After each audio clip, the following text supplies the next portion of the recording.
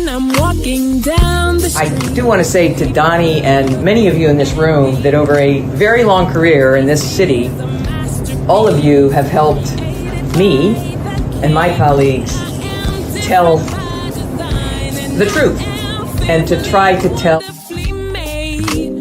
I may not look like you and you me, but My head up. I'm South Carolina, so I just gotta be you. What does this event mean to you, Miss Peggy Mars? Oh, my heart, Happy 20th anniversary. my heart is about loving up on my sisters. Do you know what it feels like to have your sisters in the room? John. Gotta be me and gotta be different and unique. I'm gonna be the best me I can be by letting His glory shine through. I am beautiful, I am blessed, but not just what you see in the flesh. I'm free from people, free from myself. There's a The doctor lived next door to the janitor to the reverend and the lawyer. We were together. Now we get so high and mighty that you create stress for your society because you don't like poor black folks either. That's a health problem. Get yourself together so I can stop being taking care of geriatric people and get back to pediatrics. I thank you, Doni, for all you've done. Let's keep doing it for all the more. letting His glory shine through. Gotta be you, gotta be me, gotta be different and unique. I'm gonna be the best me I can be by letting His glory shine through. And I dare you, I dare you, I dare you to be you.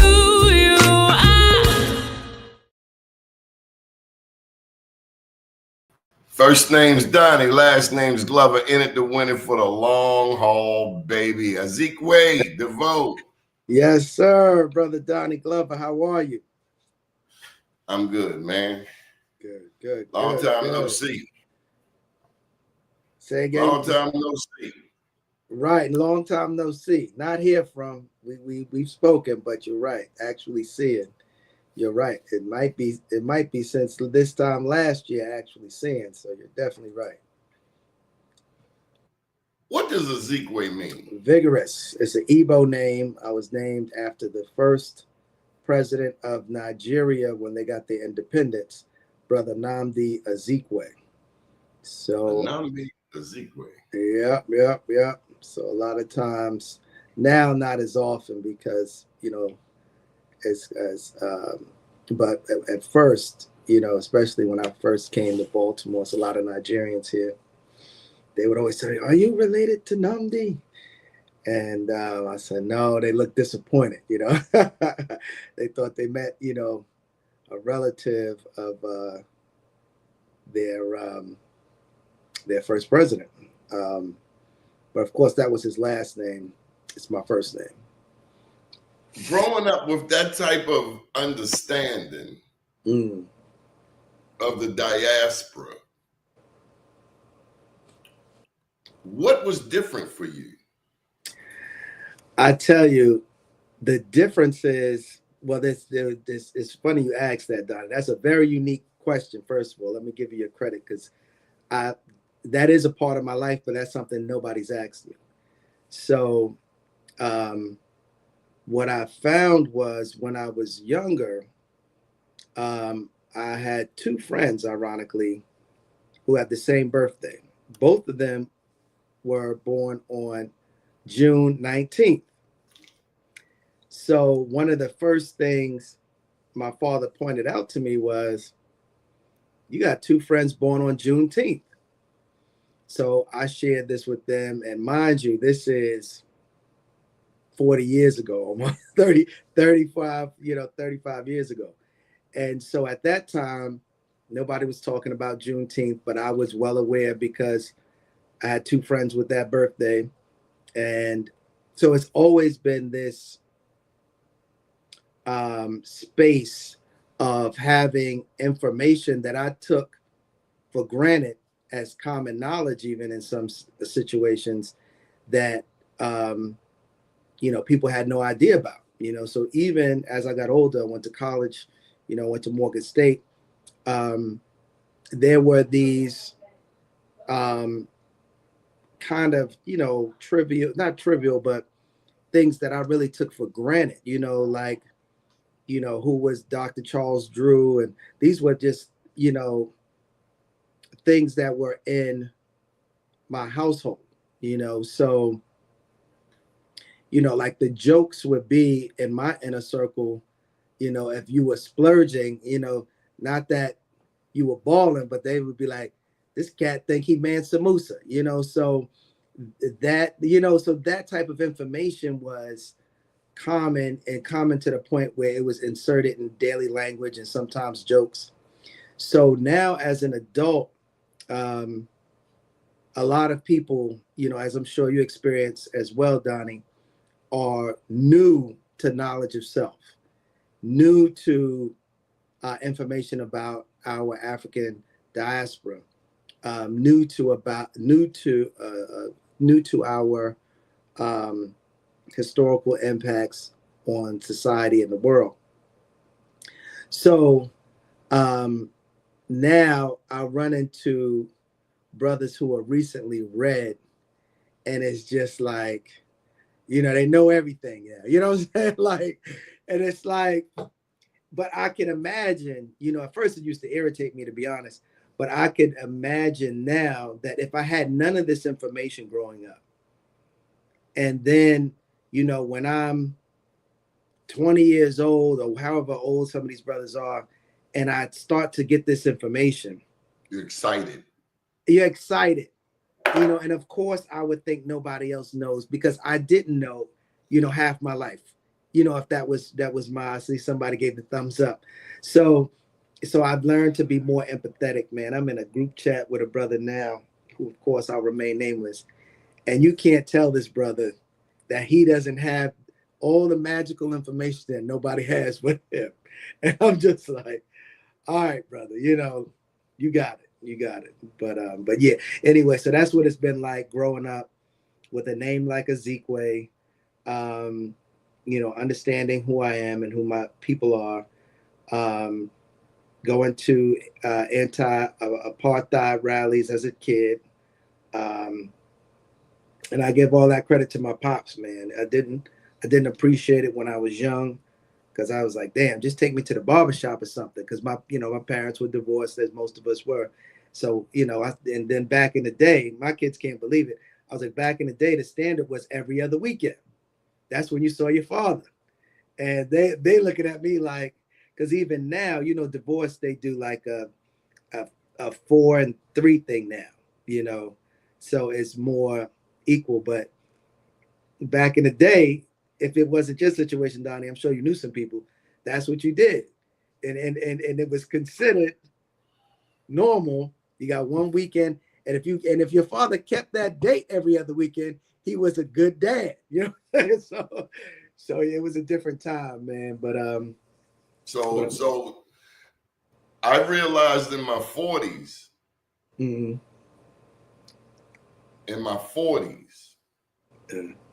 That I was the only kid on the block whose dad lived in the house. Wow. Yeah. I was the only kid on the block who saw his dad every night. Wow. I have friends down the street. I have never seen their dad ever. Yeah. Ever. Yeah. Ever. I've never seen their dad. Right. No, that's a reality. And that's why my father kind of felt like he was a good dad. He's like, hey, I'm here every other weekend. Most aren't, and when I'm with you, we're doing these quality activities like going to Yankee Stadium to see Nelson Mandela, when he was there. I was 12 years old, I think, at the time. Going to anti-apartheid rallies, getting this information when exhibits were in New York. But yeah, so it's different standards. And like you said, everything is relative, So I'm getting ready to dig a little deeper. Okay. All right. Nigeria, largest African nation, 200 million people. Mm. Now, it's my understanding that the British was the European colonial power. I believe so. But your last name is French. Right. And that's because there's no direct relationship between myself and Namdi. I was just named after him. So it's like if you named your child Mandela, you know, and it would be Mandela Glover, and it would, you know, so the relationship between Mandela and Glover wouldn't be there. So Well, yeah. what's the Deveaux? The Deveaux is they say a lot of the French slave owners or owners of enslaved Africans, as my father prefers to say, feels like just grouping us as slaves kind of takes away from almost like it was we were born that way. So a lot of the owners of enslaved Africans who were French, they say were in Kentucky and in the New Orleans area.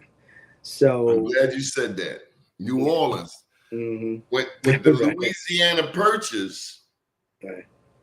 the Louisiana Purchase expanded the United States another 2/3. Prior to the Louisiana Purchase, we were all East Coast.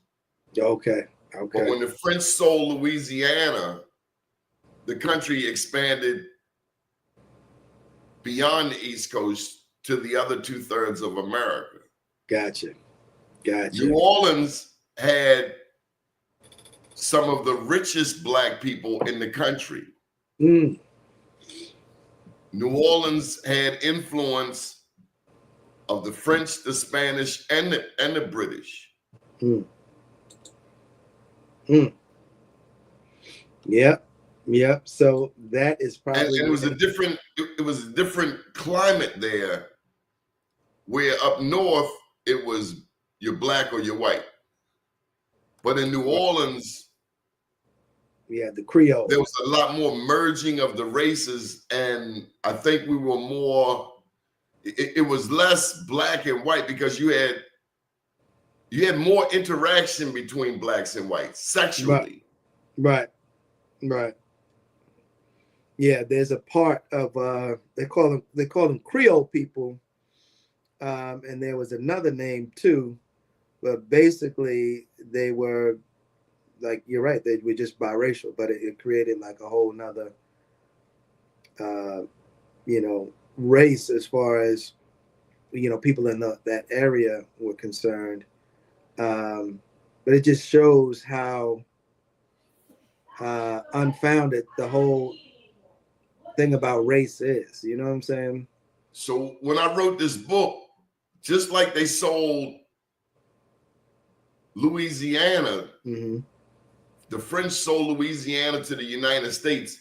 Florida, when I looked up the Black Wall Street story, it didn't start in Oklahoma. Arguably, one could say it started partly in New Orleans. There was a man there named Henry Adams, a rich Black man. And that's what I'm saying. Louisiana had richer Blacks than anywhere in the country. It was less racial division. Everybody knew everybody.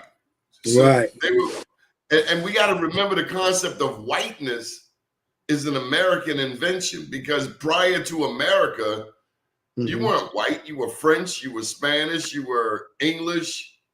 Right.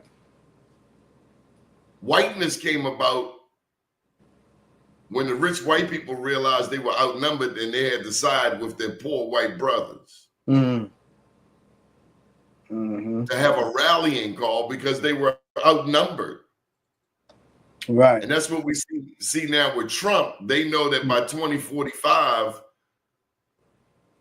the numbers are going to change. By the time your kids reach 30, 35, this country will be demographically different. I mean, look at the Latinos. They shot right past us. Right. Numerically. But what I was getting to is that Florida was owned by Spain until 1831. So if an escaped African made it to Florida, they were free. Up until 1831. That's 35 years before the Emancipation Proclamation. So we love this history. And then one last point. Yep. New York to Baltimore. I love New York. I don't know if you know this. Oh yeah. Oh yeah. I've been going to Brooklyn since '75. Okay. Now I love Harlem. Gotta love Harlem. What did you learn in New York City that your kids may not learn in Baltimore? That's another good question.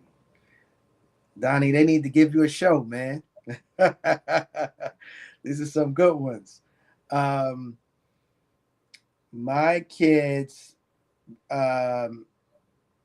won't get a certain level of cultural diversity because I went to school with a lot of bilingual kids.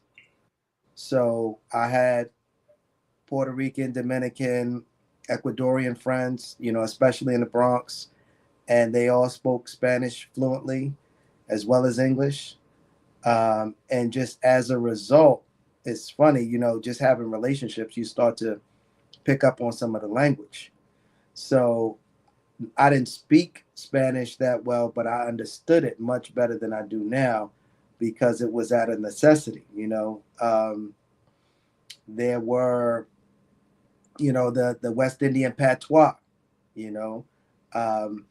there were people, it's still English, but I had a lot of friends who were Jamaican, Haitian, and they would, could speak this whole nother language, it seemed dialect, not another language, still English, but and then their culture, their foods, growing up like oxtail, now it's a thing, but and then seeing like the generations after me,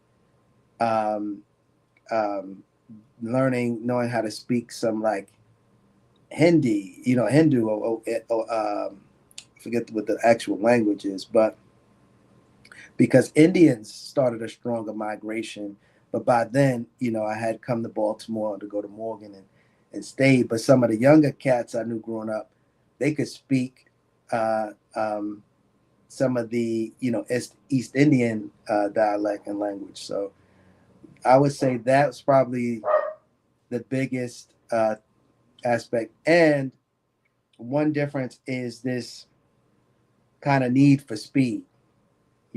Like you got to assess things quickly in New York and, and make a decision and flow with it. So a lot of there's a pro and a con to that, obviously. So a lot of your relationships are not really that deep. They are, because you move it, you have a couple of good friends, but other than that, it's just people you just see. And it's funny, we was talking about good brother D Chase the other day, and he was one of the first Baltimoreans I met when I came to Baltimore almost 30 years ago. And after maybe 20 years into our friendship, damn near, he said to me, by this time we're both married, kids, and he said you got a wall up around you, that you never quite let people in, and I had no idea what he was talking about. You know what I'm saying? But I was like, what are you talking about? Like, you're one of the closest people to me down here.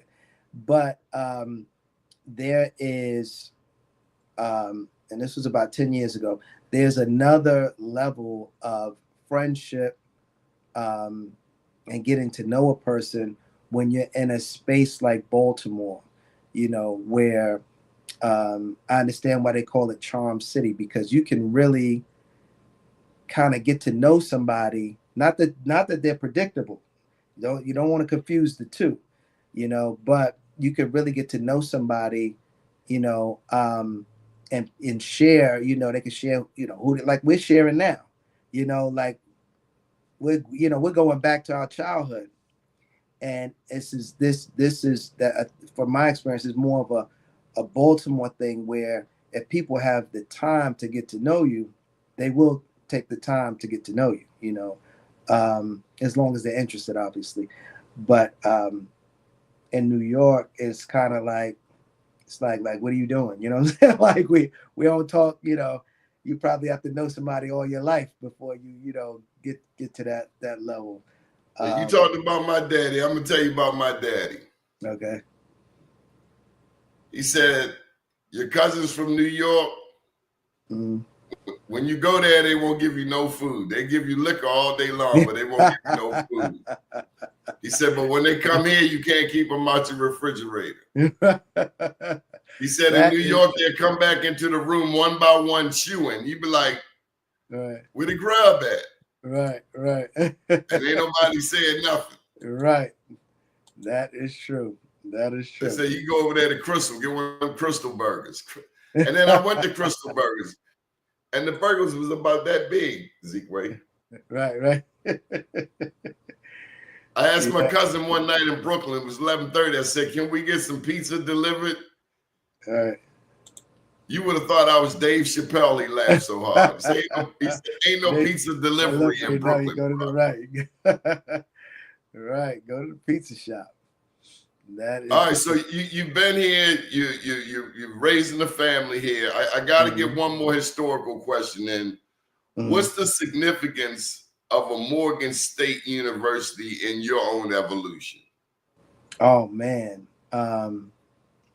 I'm gonna borrow this from somebody else. I forgot who said it. I think it was my man Stanley Pierre, who's from Brooklyn, and he said, or maybe Kenji Jackson from the Bronx, another Morgan alum. But I'm trying to make sure I get the quote right. They say, how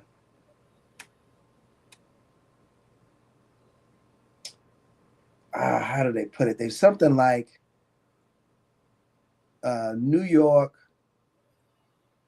raised me, but Baltimore made me a man. I'm not saying it right, but it was trying to think how they said it. But basically, you know, a lot of us, especially Morganites, who decided to stay here in Baltimore, we came here as boys, you know, as black people, black men in particular. We don't like that word boy, but if you know the real definition of the word, you know, that's, if we're honest, that's how we came here, you know, 18-year-old boys, and thinking we knew it all, you know, and Baltimore will humble you and give you the opportunity to build yourself up, because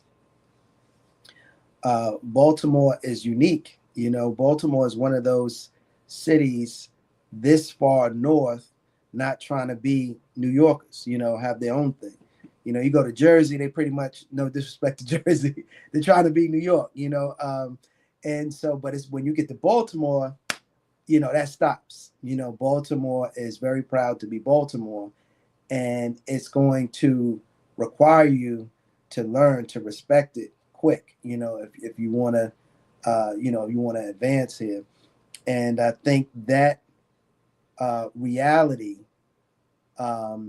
helps to make you into a man, because it's like now, all right, wherever you from, whatever, that doesn't matter. How do you represent yourself now?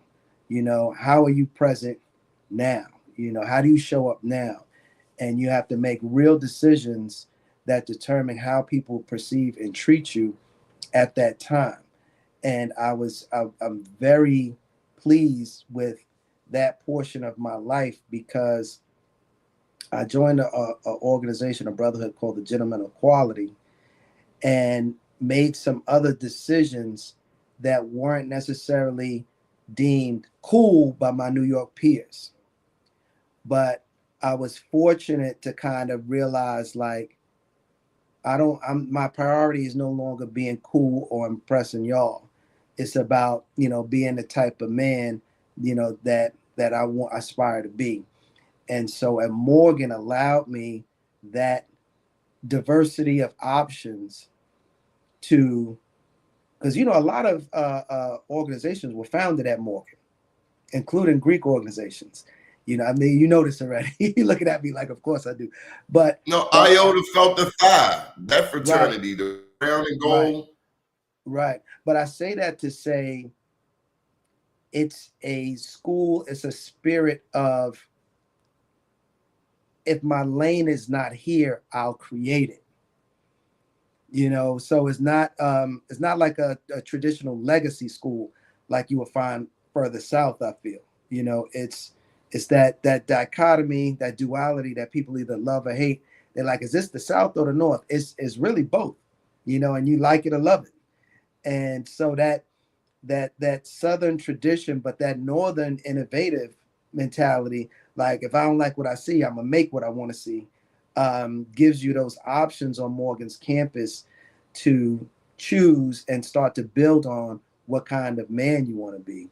And so I would definitely say Morgan put me on the track to be a man who understands husbandhood and fatherhood, and could put some goals for myself that weren't necessarily my experience or my example.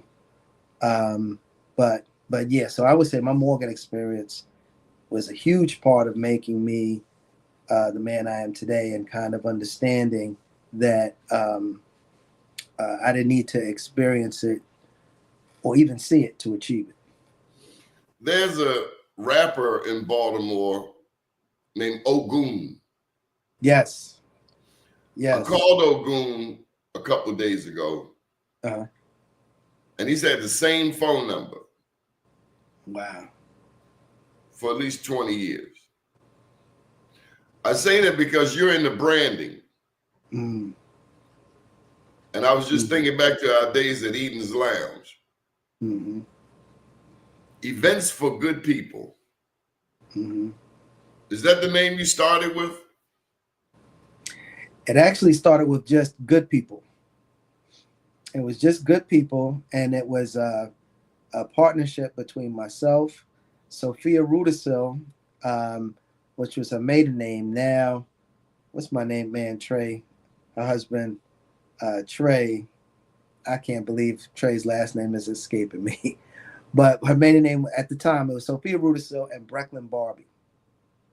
And we used to do second Saturdays at Gordon's. So everybody got to know me through Maryland Avenue? Yes. But before Eden's, I had a brief era with Brecklin and Sophia as just good people at Gordon's. So it wasn't long before it was obvious that I was a little more serious about it than they were, you know, which is not a shot at them. They're both very successful in their industries. So there was a point where they were like, you know, I think Sophia got more serious with Trey, and Breck had started, you know, doing some other things. So I knew if I wanted to take it to where I wanted to take it, I would have to move along solo. And evolve. And so evolve. And I didn't want to just continue the name Good People because I felt like that was something the three of us had. But I didn't want to lose what little momentum I had built to that point. So I wanted it to be part of it. And so I added the events for in the front of Good People to further specify what the company was and what our mission was. Tell me about that day. That day when you said, yeah, that is a critical day, because you're saying that ends and this begins. You know what? You're right, because Eric Stewart, actually, E-Media, brought this up to me. I think around the summer. And he said, I remember the day, because I think I called some people like yourself, Eric, some brothers who a little older than me that I felt like had a good eye and a good ear for business. And Eric reminded me that he was one of the people that I called. And he said, I remember you asked me, what do you think about if I just call it E4, just E4GP? I remember that. So I called you, I called Eric. I think I might have, I don't know if I had really, I might have called Finney, a couple of other folks. And you know what, Doni, you're really bringing me back, because it was a special day. It was the day that I went from this is something fun to do. Saved me a trip to DC, because that's what we used to do. We used to drive all the way to DC. Yeah. Like you said, it's a business. This is a business. And I started to think about how the logo would look, how the branding would work. I remember even choosing the colors. You know, initially my colors were orange and white. And I felt like those colors stood out. And you know, Events for Good People at the time, and I always have to preface it with not knocking the folks who did it differently, obviously.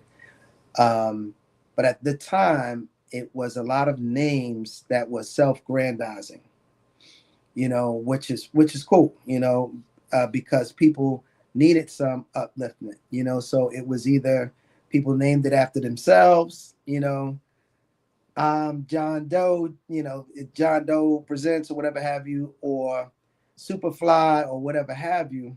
And there's nothing wrong with that, because I think what people did with those brands were, I'm not necessarily just self-grandizing for my ego, but I'm bigging up the experience and the world that you should be a part of with me, you know. So kind of like and who don't want to be good people? Right. So Good People was just kind of the regular, and not regular, you know, because none of us are ordinary. But you didn't have to look a certain way. You didn't have to dress a certain way. You just had to be a good person. And that's what I got from that. Good people. Yep. So who don't want to be around good people? Right. It was welcoming. Right. So, you know, didn't feel like it was a VIP section that you may or may not get into. Like you said, it was welcoming. So that's what Events for Good People was about, you know. And it started with some fellow Morgan alum that were just good people. At the time, I was heavily involved with the Urban League and GBLA, Greater Baltimore Leadership Association, and we always use that term, good people. Nolan Rollins. Yes, sir. That was his famous term. That's how he. My ex-wife's brother. Right. So that was the term he always, you know, how he greeted us in the meetings, good people. With his ascot on. Right. Bringing that county crap to the city. We don't wear no damn ascots, Nolan. Nolan about to get that thing up in his side. Hey, give me that ascot. So, and then also I worked at Hopkins at the time. And so I had a network, there from working with, you know, HEBCAC and some community work there. So that's right. Talib Horn. Right. Well, that was East Harbor. Who was that HEBCAC at the time? HEBCAC was Lois Mitchell, Calvin Street. Well, you're going way back. Yeah. That's another thing too that I was telling somebody the other day. A lot of people, right? So a lot of people do it the reverse way, where they, you know, they do some for-profit work and then get to a point where they want to give back. And I always have to. I was just telling Aaron Maben the other day, because he was talking about his journey from NFL player to artist to activist, and I was saying I kind of had a reverse route. You know, like when I came here, joined the Gentlemen of Equality, you know, I did some work with Salima Marriott, you know, fighting for Tyrone Gilliam's life, you know, and so I started with that work, you know, working with HEBCAC. She pledged you. If you went through Salima Marriott, you got hazed and pledged. Yes, sir. Because back then she was tenacious. Yes, sir. And she did not lose campaigns, so that means you was putting in more. You pledge. Yes, sir. So it's funny because one of the a fighter. Oh yeah. A vocal fighter. Oh yeah. This is when I was at Morgan. And she don't like no poo butt dudes. I'm gonna tell you that she don't like no poo butt black men. No.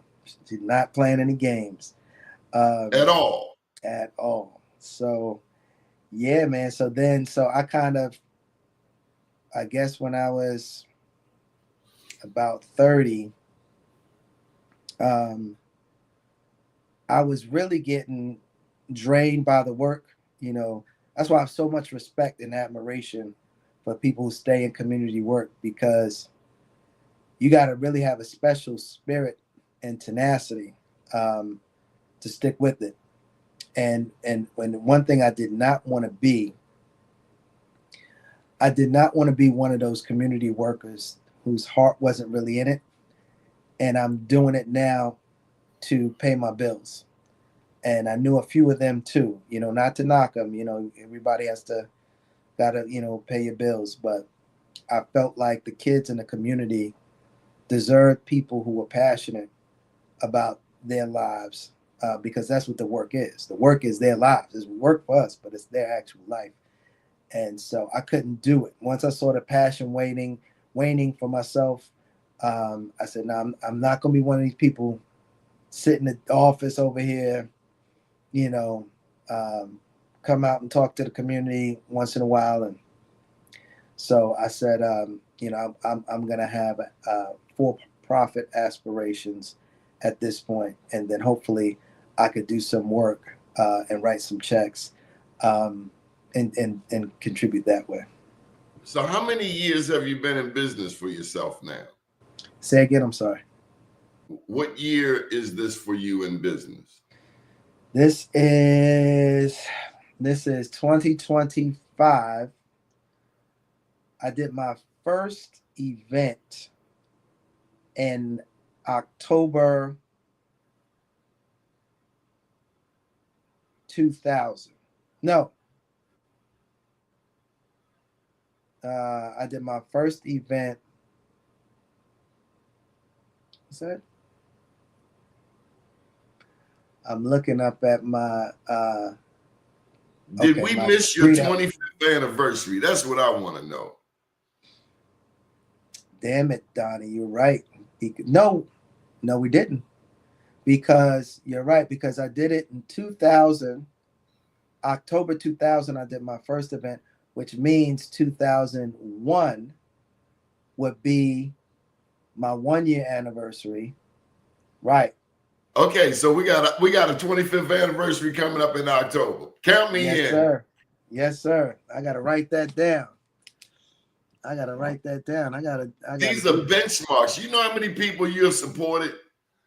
My favorite was Eden's Lounge, because I got pictures. I got pictures from the days. You know, I lived at that place.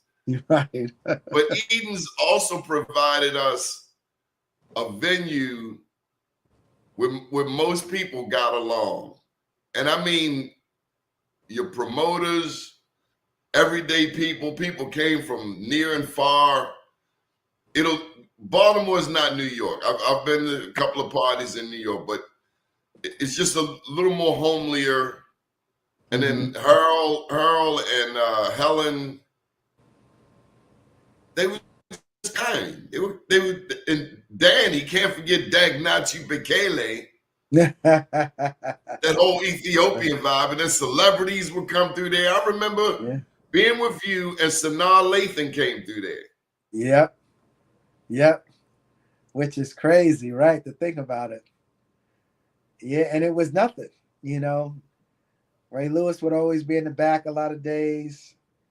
I remember Albie Shore came through one day.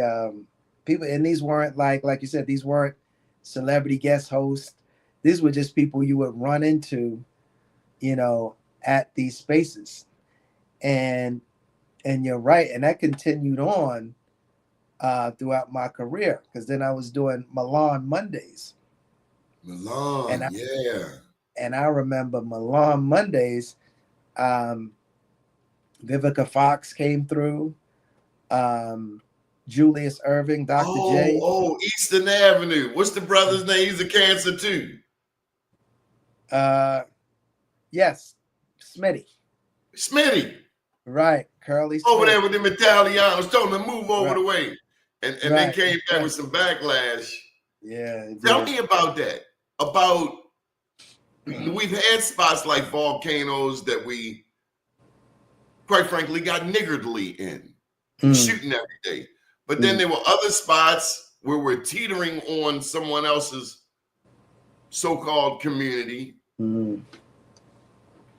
How do you look at how well we receive a place where we can go and enjoy ourselves, in contrast with those of us that go there and mess it up?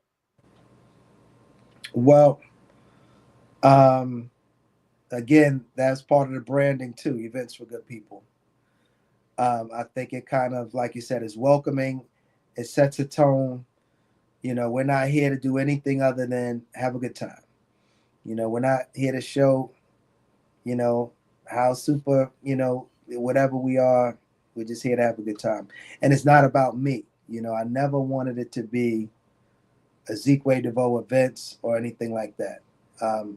Matter of fact, it's a frustration to me when people come to my events.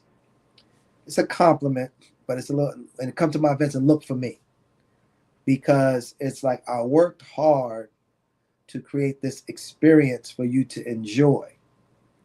You know, you don't go to Disneyland looking for Walt Disney. You know what? He's gone now, but you know what I'm saying? Like, you know, you don't go That's an interesting point.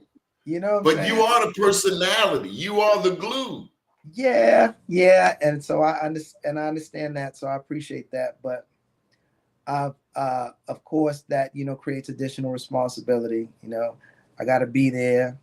I got to have on something halfway decent. You know, I got to have some resemblance of a haircut. You know, it's a lot of pressure, Donnie. You know what I'm saying? I was going to ask you, how did you sleep? Did you sleep the first 15, 20 years? Oh, man. Looking back on it, I just, you know, you know, when you find your passion, it's clear. You know, I always tell my sons this, like, when you find what you're going to do, it's clear, because you're just going to do it relentlessly. You know, like, it's going to be what you do whenever you get a free minute. It's going to be what you do and what you're thinking about. And it probably really wasn't until I met, you know, my wife, Penelope, that I started to slow down, enjoy a moment, you know, sitting on the couch, watching a show. Like, she kind of brought all of that into my life. But before that, you're 100% correct. Like, if I wasn't throwing a party, hosting a party, or planning a party, I was thinking about, you know, the next party. So yeah, you're 100% right. It was always on go mode. But when, like we were saying, when you find your passion, it really doesn't feel like work. It's, you know. How many of those companies are still around today? I remember a whole bunch back then, but longevity, 25 years in the game. I could name names and they're gone, or they're doing something else. But E4GP, 25 years, and we might as well just segue into what's on your sweatshirt. Nice sweatshirt, by the way. I haven't seen that one. Thank you. Yeah, shout out is that this year's version? This was last year. They came out with some nice gear last year. They did. Shout out to brother Kevin, who's also a Morgan alumni and the owner and founder of Collegiate Lux. Collegiate Lux is the brand, and you can check out their Instagram page, or they have a store down in the Inner Harbor, right across from what used to be over there back in the day, but it's right in the Inner Harbor. Right, Hooters used to be there, matter of fact. Oh, Light Street Pavilion. Right, Light Street Pavilion. Right. Yep. So CIAA is coming up, and one of the Events for Good People latest creations is BORT. BORT is an acronym for Black Owned Restaurants Tour. And we have been featuring dozens of restaurants at this time. And this year we have several new restaurants who have been added to the tour. So the tour has been extended, and now we have the most restaurants on the tour since its inception. The original thought was just Board Week. So we had 7 restaurants. We visit one a day and we're done. And then the second year, I think it went into like 9 or 10. We added a few more. And then last year, I think it was like 12 or 13. This year, it's 16 restaurants. Very aggressive schedule, but we're going to make it happen. So we extended it a couple of days. So this year, it will start the Saturday before CIAA weekend, February 22nd, which is actually the CIAA activities kickoff. A lot of people don't know that. February 22nd is the youth summit that Jimmy Little coordinates over at Middle Branch Rec.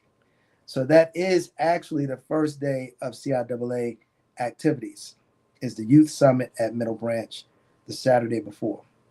So right after that, the youth summit, board will kick off with lunch at Chicks, CHX. I really like Chicks because I don't know any other Black-owned restaurant like it. It kind of reminds me of like a Raising Cane's with the chicken strips. They have a signature sauce, which is delicious, but it's very unique in a lane for a Black-owned restaurant. You know, well-branded, CHX premium chicken. So we'll be there as our first stop Saturday, February 22nd. And then after that, we'll do dinner, go to Chicks for lunch, and do dinner at Black Swan. So Black Swan has been one of the restaurants, one of only 2 restaurants that has been there from the beginning. So Black Swan is back, Chicks is new. Black Swan dinner Saturday, February 22nd. Then the next day, February 23rd to Sunday, we'll do lunch at Swill. And this is their second year. Swill was with us last year. The kickoff was there last year. And then we'll do dinner at Rooted. This is their second year. And as we all know, unless you've been under a rock somewhere, Rooted has had a very big year. From the Tamron Hall show to, forget the national food blogger sensation gave them a rave review. So Rooted has had one heck of a year. Where are they? Rooted is right next to City of God's boutique on Holland Street? Hollis Market, right across from Hollis Market. So that's February, Sunday, 23rd. And then Monday, another new restaurant. Monday, February 24th will be Yabo Kitchen. Oh, yeah. Charles Village. One of the owners comes from up Gwynns Falls and Ricestown. Okay, all right. And what, is I met the wife and the husband and wife team, right? Okay, yep.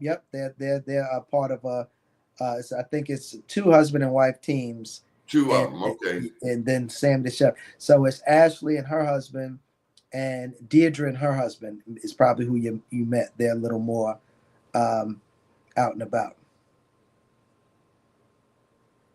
So, but let me run.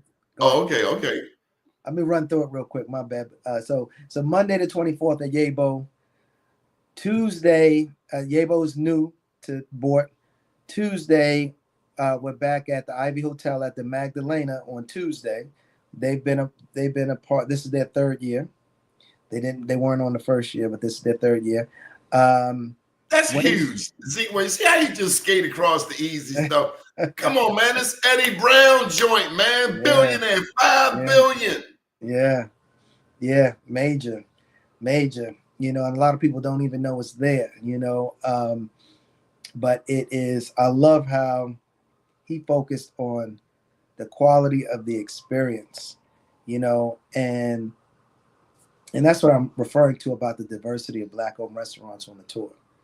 You know, you have a chicken strip spot to Magdalena high-end fine dining. I mean, you can't get much finer dining than Magdalena, you know. So a broad range of restaurants. We'll be with them on Tuesday. The next Wednesday we'll be at what was formerly known as Remix, is now merged Soul Food. joint.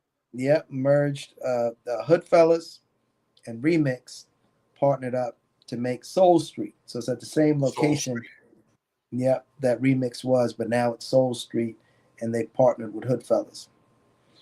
What's that? Next day is Thursday. Thursday we'll go Empanada Lady, right across from Billy Murphy's office. So we'll do Empanada Lady. She's our first brown restaurant. Puerto Rican sister from the Bronx, makes the best empanadas, better than Puerto Rico. And you know, I go to Puerto Rico just about every year. The best empanadas, you know, that I've had. And then we'll go right around the corner and we'll do two. That'll be our first day. We do two on the same day.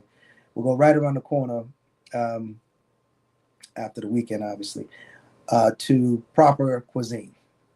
So Proper Cuisine is right around the corner from Empanada Lady.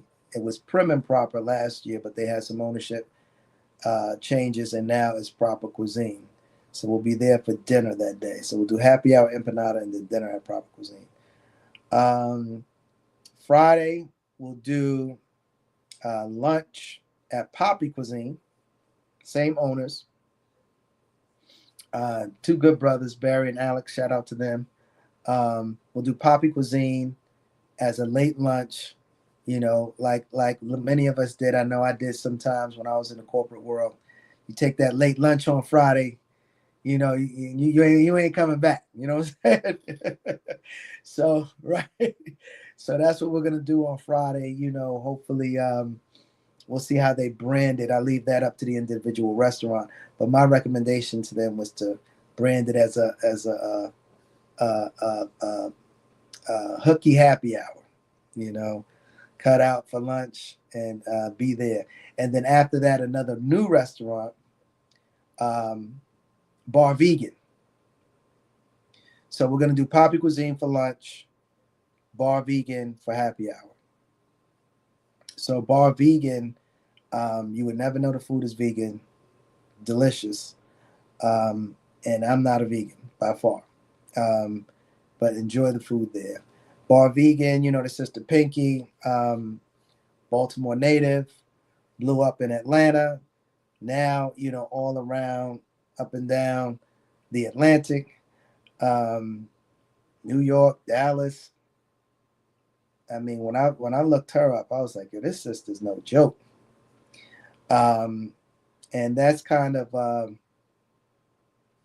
double for me because ironically, they reached out to me on the Events4Good People marketing side to promote their Fridays. So I already have a relationship with them for Friday. So the board stopped being there Friday as well is a great fit. So there'll be some momentum there and it should be a really good time. Where can people find the whole list? The whole list, either follow my website? Instagram page, E4GP, the number 4GP. Look me up on Facebook at Azikiwe Deveaux.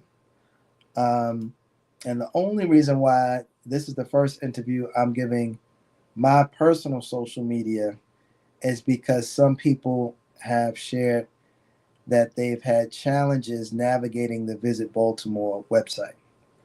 But visitbaltimore.org, yes, visitbaltimore.org. Is the V capitalized? Yes, yes it is. Yep. So the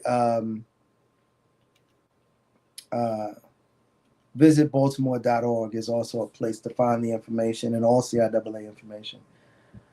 But people all right, have, so wait. Yep. All right, so we only got a couple minutes. I thought you would never get through this tour because I got some questions for you.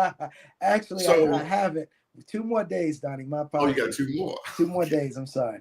So Saturday, the next day. So Friday's Poppy Cuisine and then Bar Vegan. Saturday, March 1st, we're gonna do breakfast at T-Volve, lunch at Crust by Mac, dinner at Unity, and then finally Sunday, March 2nd, we'll close out at brunch at Jerk at Night and happy hour closeout at the Garden.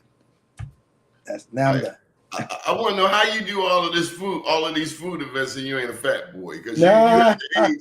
No, seriously, man. You know, you could be as big as Pavarotti up in there. All of these food spots, especially Yabo, because they got some fattening. Look at this, man. I saw that crab on a bun. It was like, yeah, I'm gonna eat all of that, Joe. How you not a fat boy, man? Man, I guess it's all that matter of perspective because I'm not where I want to be, but I don't always eat. You know, I forget who shared this with me. One of my more fit friends, but they said, eat when you're hungry.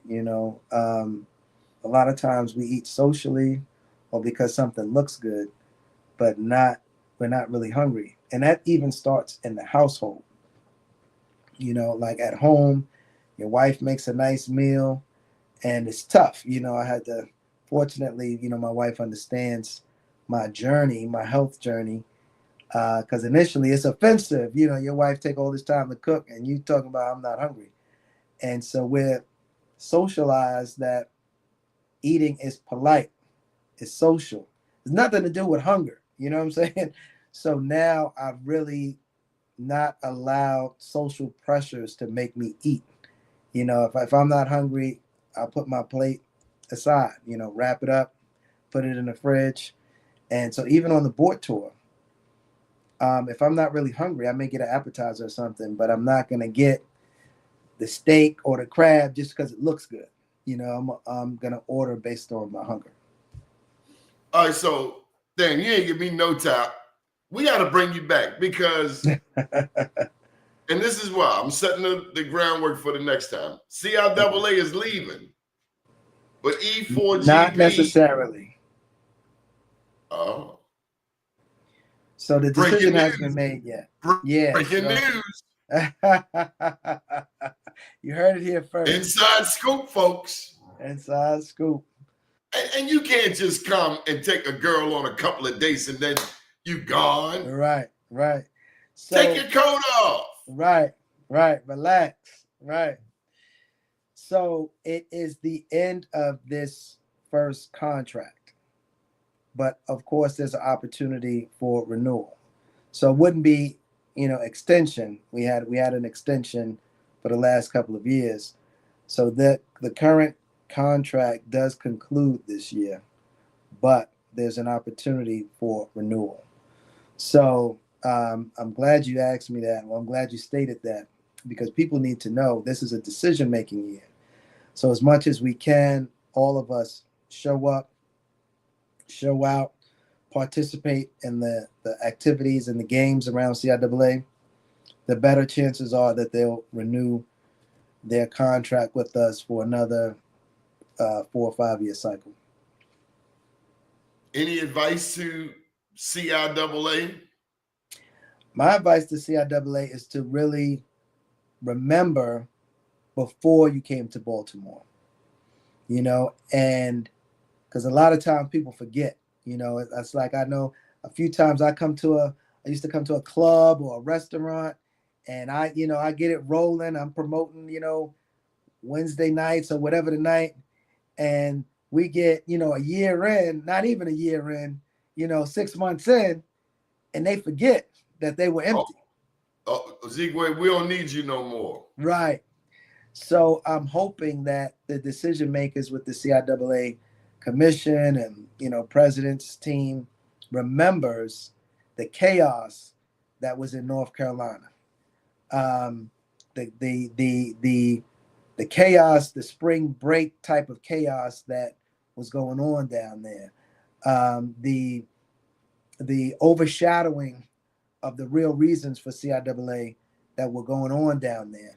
Why your girl left in the first place? Why you left in the first place, you know? So I'm hoping, that's what I'm hoping. Like, remember why you left in the first place, and think of, and remember all of the things that Baltimore had to not just work at, but innovate and create to resolve your issues.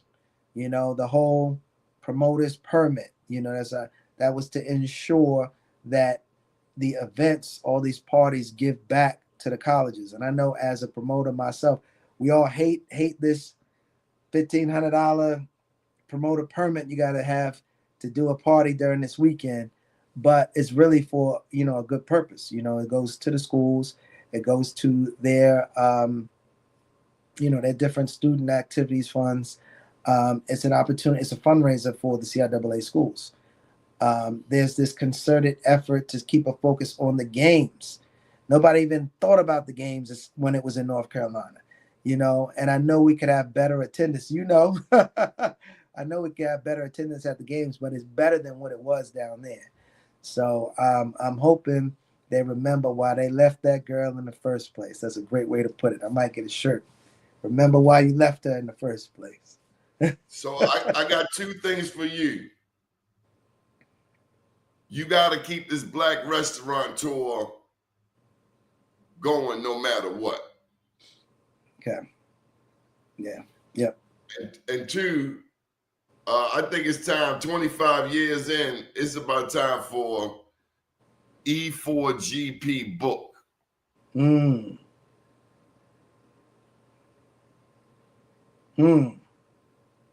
Yeah, that'd be a good book. 25 years in. Yeah. Yeah. I got three of them now, Zeke. The first one was Unapologetically Black. Okay. At the White House. And this is the most recent one. That's my file, Journalpreneur, Entrepreneurship and Journalism. So this time next year, you're gonna be flashing a book up on here. And you gotta take this black restaurateur national, man. Yeah, no, you're right. A few people have told me that. I gotta, I'll you need a shop TV it. show. So we're gonna bring you on our TV show. We're shooting a show in a couple of weeks. Okay. We gotta bring you on. And big ups to Penelope. Yeah. It's nothing like having somebody at your side. That's true. You know, I look at Kendrick Lamar. Hey, look, we gotta close on Kendrick. All right. I'm gonna let you say your thoughts, and then when you finish, just say "Good morning, world," and we're done. Okay. Okay. All right. I gotta get your thoughts. It was. I'm gonna shut up. Thank you for coming on the show.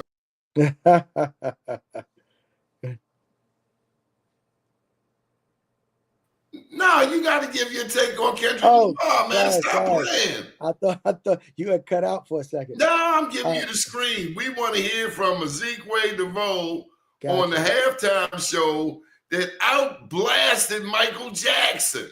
And then the conservatives saying, "Oh, we didn't understand the words. We didn't understand the words." And then you had some black people, "Oh, we didn't understand the words." Ask your damn kids. They'll tell you. Right. So I'll borrow a word from knowledge reigns supreme over nearly everyone. Good brother KRS-One created a word that best describes Kendrick Lamar's halftime show: edutainment. So KRS-One had an album called Edutainment. So encourage everybody to look that up and think about it in the context of Kendrick Lamar's halftime show. And let me and Donnie Glover know what you think about KRS-One's album Edutainment. And good morning, world. And good morning, world. Good morning, world, with good brother Donnie Glover. Good morning, Morgan world. State. I walked that stage in May, man. Hope to see you at my graduation. Need a big party. Yes, sir. You got it. Thank you again. All right.